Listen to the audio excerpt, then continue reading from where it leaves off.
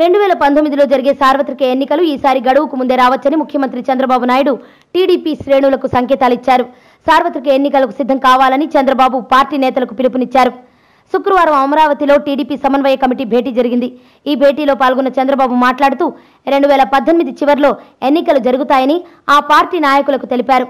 అలాగే ఈ సందర్భంగా రాష్ట్రంలో పార్టీల బలాబలాల పరిస్థితిపై కూడా సమావేశం చర్చించింది. ఏపీలో ఆయా పార్టీల పరిస్థితిపై జరిపిన సర్వే వివరాలను కూడా చంద్రబాబు నాయుడు పార్టీ శ్రేణులకు వివరించారు.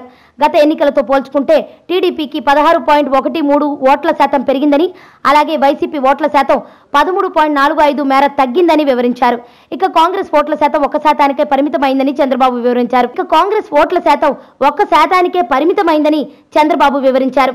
అలాగే 2014 ఎన్నికలతో పోల్చుకుంటే ముస్లింలు ఉన్న ప్రాంతాల్లో వార్డు ఎన్నికల్లో ఓటింగ్ శాతం పెరిగిందని చంద్రబాబు నాయుడు టీడీపీ శ్రేణులకు వివరించారు.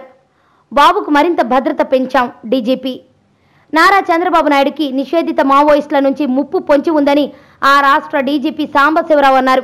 ఇటీవల ఆంధ్ర, ఒడిశా సరిహద్దుల్లో 31 మంది మావోయిస్టుల ఎన్కౌంటర్తో అనేక మంది ప్రజాప్రతినిధులకు ముప్పు ఉందన్నారు. ఆ సంఘటనను మావోయిస్టులు ప్రతీకారం తీర్చుకునేందుకు ప్రయత్నించే అవకాశాలున్నాయని ఆయన శుక్రవారం విశాఖలో మీడియాతో మాట్లాడారు. ఆ సంఘటనకు మావోయిస్టులు ప్రతీకారం తీర్చుకునేందుకు ప్రయత్నించే అవకాశాలున్నాయని ఆయన శుక్రవారం విశాఖలో మీడియాతో అన్నారు. చంద్రబాబు సహా ప్రముఖులకు గట్టి భద్రత కల్పిస్తామని ఆయన తెలిపారు. భద్రతా విషయంలో రాజీ పడబోమని ఆయన పేర్కొన్నారు.